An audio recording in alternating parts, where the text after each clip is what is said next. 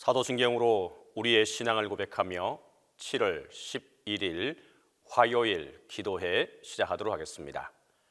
나는 전능하신 아버지 하나님 천지의 창조주를 믿습니다. 나는 그의 유일하신 아들 우리 주 예수 그리스도를 믿습니다. 그는 성령으로 잉태되어 동정녀 마리아에게서 나시고 본디오 빌라도에게 고난을 받아 십자가에 못 박혀 죽으시고 장사된 지 사흘 만에 죽은 자 가운데서 다시 살아나셨으며 하늘에 오르시어 전능하신 아버지 하나님 우편에 앉아 계시다가 거기로부터 살아있는 자와 죽은 자를 심판하러 오십니다. 나는 성령을 믿으며 거룩한 공교회와 성도의 교제와 죄를 용서받는 것과 몸의 부활과 영생을 믿습니다.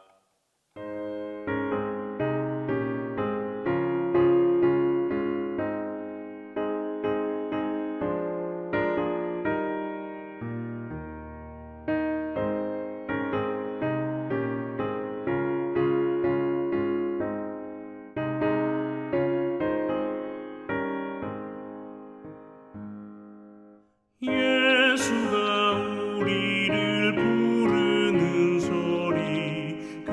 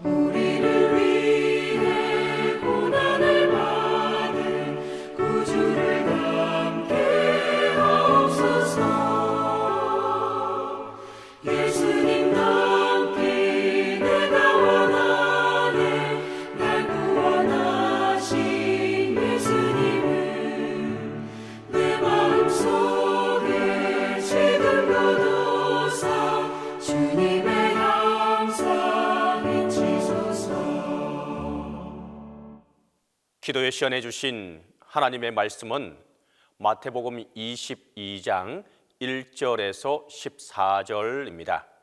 신약성경 마태복음 22장 1절에서 14절입니다.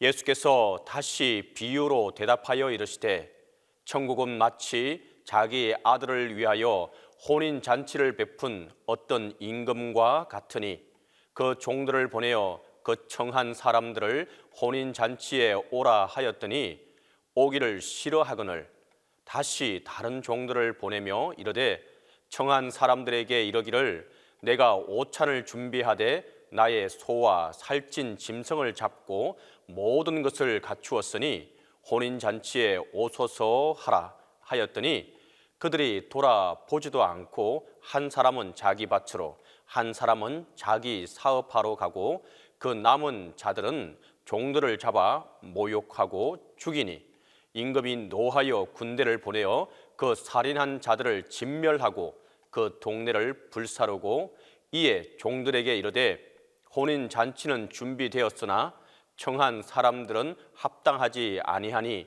네거리 길에 가서 사람을 만나는 대로 혼인잔치에 청하여 오라 한데 종들이 길에 나가 악한 자나 선한 자나 만나는 대로 모두 데려오니 혼인잔치에 손님들이 가득한지라.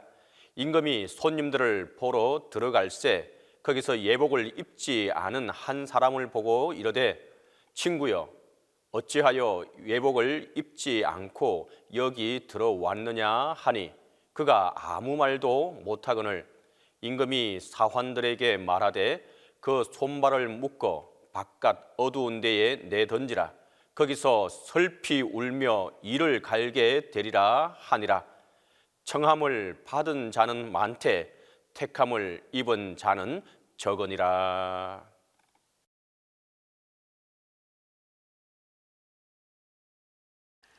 오늘은 마태복음 22장 1절에서 14절에 근거해서 청함은 많되 택함은 적으니라 라고 하는 제목으로 은혜를 나누도록 하겠습니다. 오늘은 예수님께서 말씀하신 비유입니다. 그 비유 가운데 어떤 비유이냐, 오늘 이 마태복음 22장은 이제 예수님께서 마지막으로 그 이스라엘의 예루살렘에 세 번째 가셔서 유월절을 지키시기 위하여서 올라가셨고 십자가를 앞에 두고 계실 때 말씀하신 비유입니다. 어떤 비유이든지 어떤 말씀이든지 언제 어디서 누구에게 어떻게 행하셨는지를 아는 것이 아주 중요합니다. 왜냐하면 사람들은 그냥 성경에 나와 있는 말씀을 그냥 비유구나 그냥 이렇게 생각하고 지나가고 있기 때문입니다. 그래서 그때 하신 그 말씀의 배경을 모르면 좀 어려움이 있다라고 할 수 있겠습니다. 말씀드린 대로 오늘은 예수님의 일종의 이제 마지막 설교와 같은 마지막 말씀과 같은 것입니다. 그래서 청함은 많되 택함은 적다. 이 말씀 청함과 택함이라는 것과 많고 적음이라고 하는 것이 아주 절묘하게 대비가 되고 있죠. 여기에는 아주 지혜가 있기 때문입니다.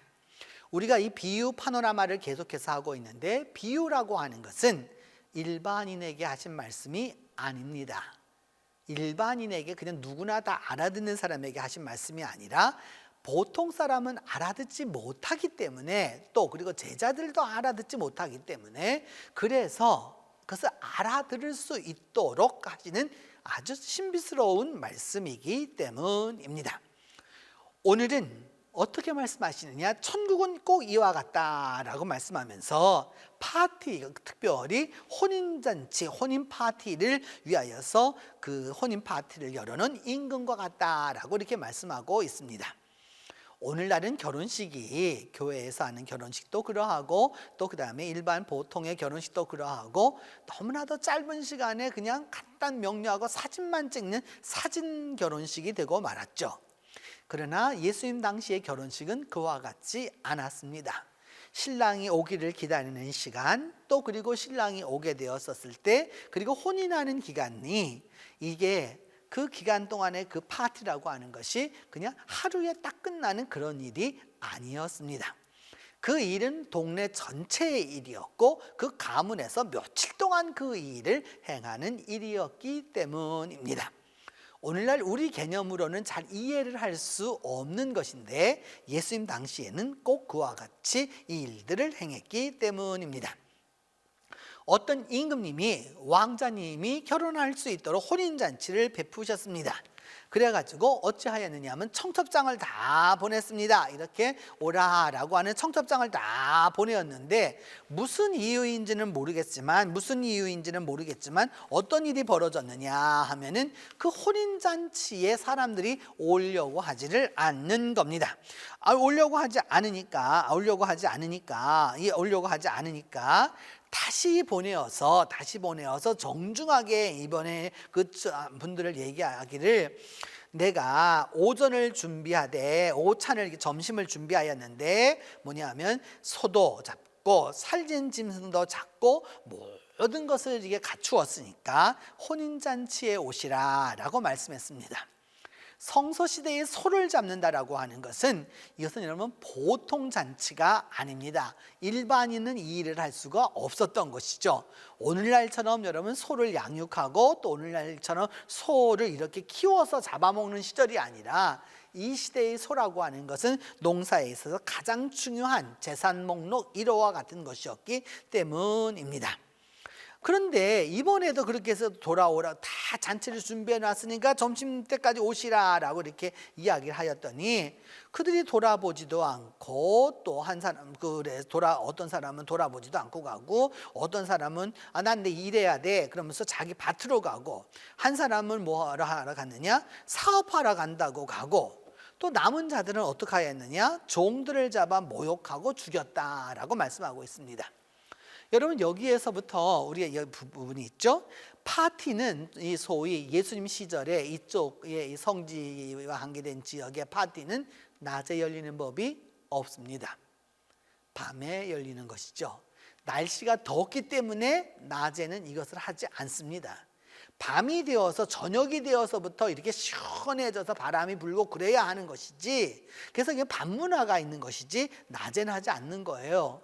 그런데 지금 오늘 왕은 어디까지 했느냐, 그렇게 사람들이 다니지 않는 낮에조차도 이렇게 잔치를 다 준비했으니까 오라고까지 이야기하는 겁니다. 그런데 어떻게 하였느냐, 돌아보지도 않는 사람도 있고 자기 일하러 가는 사람도 있고, 그 다음에 자기 나는 대로 다 이렇게 해서 결국 왕의 명령이 어찌 되었느냐, 완전히 무시되었습니다. 예수님 시절에, 여러분 예수님 시절에 또 그랬고 우리도 얼마 전까지도 그랬죠. 결국은 무엇이었느냐, 국왕이 있는데 국왕의 명을 거절한다, 있을 수가 없습니다. 국왕의 명을 거절한다라고 하는 것은 곧 모반과 같은 것입니다. 그렇기 때문에 이제 왕은 어떻게 하였느냐, 왕은 군대를 보내어서 어떻게 하였느냐, 그 종들을 갖다가 잡아 죽였던 그 왕의 사신들을 오라고 했던 아무 죄 없는 사람들을 그리하였던 자들을 갖다가 다 진멸하고, 심지어는 그 동네를 다 불사르고, 또 그래서 완전히 다 멸절을 시킨 것이죠. 그러면서 혼인잔치는 준비가 되었는데 청한 사람들이 합당하지가 않았다라고 이렇게 말씀합니다. 그래서 이번에는 어떻게 하느냐, 사거리로 나가라는 겁니다. 사거리로 나간다라고 하는 것은, 예수님 시절에 사거리라고 하는 것은 여러분 로마 사람들이 만들어 놓은 로마 길을 말하는 거예요. 로마 사람들은 어떤 지역이든지 정복하고 나면 그 지역을 통과하는 대로를 만듭니다. 그래서 그 대로를 만들어서 그것이 로마로, 그래서 모든 길은 로마로 통한다라고 하는 말이 바로 여기에서 오게 되는 것인데, 그래서 그 큰 길에 나가가지고 어떻게 하느냐, 모든 사람들이 거기 나와가지고서 혼인잔치에 오라, 만나는 사람마다 아무나 오라, 있을 수가 없는 일이죠. 여러분, 왕자의 혼인잔치입니다. 왕자의 혼인잔치이면 이는 와야 할 사람들이 정해져 있는 겁니다. 그런데 그 사람들이 완전히 다 이 왕을 멸시하고 이렇게 하였기 때문에 어떻게 하였느냐, 다 죽여버리고 다른 사람들을 다 오라고 하는 겁니다. 그렇게 해서 사람들을 막 데리고 오니까 어떻게 되었느냐? 혼인잔치가 가득하게 되었습니다. 그래서 그렇게 다 가득하게 되었는데 그 가운데 손님 한 사람이 예복을 입고 오지 않았습니다. 오늘날은 여러분 우리가 옷을 입는 것을 그렇게 크게 중요하게 생각하지 않고 자유롭게 있습니다. 그런데 성서 시대도 그러하고 지금도 서양에는 그런 풍습이 있죠. 여러분 어떤 장소에 가야 했었을 때 입어야 할 옷이 정해져 있습니다. 그곳에 가게 되면 반드시 그것이 있는 것이죠. 우리 교회에는 없어요. 우리 교회는 없고 뭐냐면 우리나라 분들은 외투를 다 입고서 겨울에도 예배를 드립니다. 서양 사람들은 외투를 입고 예배를 본다는 건 있을 수가 없습니다. 여러분 외투를 입었다라고 하는 것은 바깥에 있다는 뜻이에요. 그리고 집 안에 들어와서도 외투를 벗고 있지 않다라고 하는 말은 이 집안을 무시하는 것과 꼭 같습니다. 그래서 반드시 교회 안에 뭐가 들어 있느냐? 저 교회 뒤편에 또 들어오는 입구에 옷걸이들을 쫙 마련해 두고서 그곳에 외투를 다 벗어두고 들어옵니다. 근데 우리나라 교인들은 여러분 우리 교회는 그렇지 않아서 다행이지만 뭐 교회 가보면 성가대가 외투도 하나 들고 자기 가방도 들고 뭐 이렇게 들고서 이렇게 들어오는 것들을 우리가 종종 보지 않습니까? 여러분 한번 좀 생각해 볼 일인 것이죠. 이렇게. 근데 오늘 성경은 그래서 사람들이 가득 찼는데 막 데리고 와갖다 가득 찼는데 그 가운데 예복을 입지 않은 한 사람이 있었다라고 말하면서 그때 임금님이 뭐라고 말하시느냐 하면은 친구여, 굉장히 중요한 단어죠. 내 이놈 이게 아니고요. 친구야, 왜 예복을 여기 입지 않고 왔어? 이렇게 물어보는 거죠. 이 초청이 누구의 초청이라는 걸 압니까? 왕의 초청이라는 걸 압니다. 왕의 초청이라는 걸 알았을 때에는 왕의 사는 그 궁궐에 들어가는 옷을 입어야 하는 것이죠. 우리나라도 마찬가지였습니다. 여러분 궁궐에 들어갈 때 아무 옷이나 입고 들어가는 게 아니에요. 절대 그럴 수 없습니다. 여러분 궁궐에서만 들어가서 입는 옷이 정해져 있기 때문에 심지어 평민을 들여오려고 할 때에도 뭐냐, 관직을 미관 말직이나마 이름만 있는 그 관직을 주어서라도 그 관복을 입혀야만이 어떻게 할 수 있느냐, 궁궐에 들어갈 수 있었던 것이죠. 그 사람이 아무 말도 못하였다. 이는 어떤 뜻이냐? 자기가 어떤 이유가 있어서 예복을 입지 못하였지만 이 또한 오지 않았었던 사람들과 다름없이 와서 임금을 모욕한 것과 같습니다. 그래서 임금이 말하기를 뭐라고 말하느냐, 손발을 묶어두어서 감옥에 갖다 가두라, 어두운데 감옥에 갖다 가두라고 말합니다. 그러면 거기서 슬피 울며 이를 갈미 되리라 라고 말씀하면서 청함을 받은 자는 많되 택함을 받은 자는 적다, 이렇게 예수님은 말씀합니다. 예수님이 이 말씀을 하시는 그 근본적인 의도가 무엇일까요? 여러분, 하나님 아버지께서 하늘 이 혼인잔치를 베풀어서 하나님의 백성들을 먼저 오라고 청했다란 말입니다. 유대인들도 그러하고 믿음의 사람들도 이렇게 다 청했는데 그들이 어떻게 하였느냐? 그것을 무시했다는 거죠. 나사렛에서 무슨 선한 게 나겠느냐, 그리고 어떻게 하든지 죽이려고 만들었던 것이죠. 메시아를 기다렸지만 막상 메시아가 왔을 때 어떻게 하였느냐, 그 메시아를 죽이고자 라고만 했던 것이죠. 결국 왕이 초청한 사람들이 적합하지 않았다라고 하는 판단을 내릴 수밖에 없는 것이죠. 청함은 많되 택함은 적으니라. 그래서 누가 택함을 얻게 되었느냐? 하나님이 계획하지 않았던 사람들조차 얻게 되었던 것이죠. 메시아 사상이라고 하는 것은, 구세주라고 하는 것은, 오늘날 우리가 다 예수 그리스도를 구세주로 믿게 된 것은 바로 이 비유의 그 내용이 다 들어 있습니다. 막상 메시아를 기다리고 있지만 메시아가 왔을 때 그 메시아를 죽이고 메시아를 받아들이지 않았던 사람들이 있었기 때문에 결국 그 복음은 그 당시에 서쪽을 향해서 가게 된 것이죠. 결국 그 서쪽을 향해 갔던 복음은 유럽을 복음화시켰고, 유럽을 복음화시킨 복음은 아메리카를 복음화시켰고, 그리고 아시아를 복음화시켜서 전 세계가 복음화를 하게 된 것이죠. 오늘도 여러분, 우리가 간절히 바라면서도 주님이 막상 보내주시는 그 소식을 들었었을 때 도리어 거부하는 경우를 종종 봅니다. 하나님의 사역입니다. 하나님의 능력입니다. 하나님의 일입니다. 그럼에도 불구하고 어떻게 하느냐? 청함은 받습니다. 그런데 어떻게 하죠? 택하지는 않습니다. 택함 받지 못하는 것이죠. 결국은 버림받고 마는 것입니다.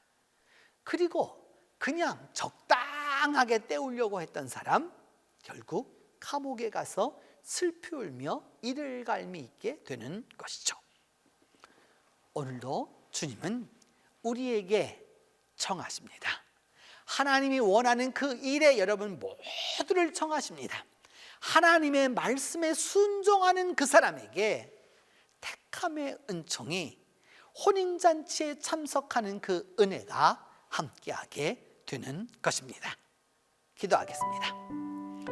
첫 번째는 주님의 청함과 택함의 은혜를 우리가 경험하게 하여 주시고, 택한 자로 행복하게 살도록 위하여서 우리가 함께 기도하겠습니다. 이제 다음 주간에 중고등부가 여름수련회를 하게 되는데, 그 여름수련회를 하나님이 축복하여 주시고 우리 중고등부가 영육간에 성장해서 하나님께 택함 받는 자들이 될 수 있도록 위하여서 기도합니다. 세 번째는 우리 동신교회 권사회에 하나님께서 은혜를 베풀어 주셔서 우리 권사님들의 손길을 통해서 행복과 은총이 넘쳐날 수 있도록 위해서 우리가 함께 기도하겠습니다. 같이 기도합니다.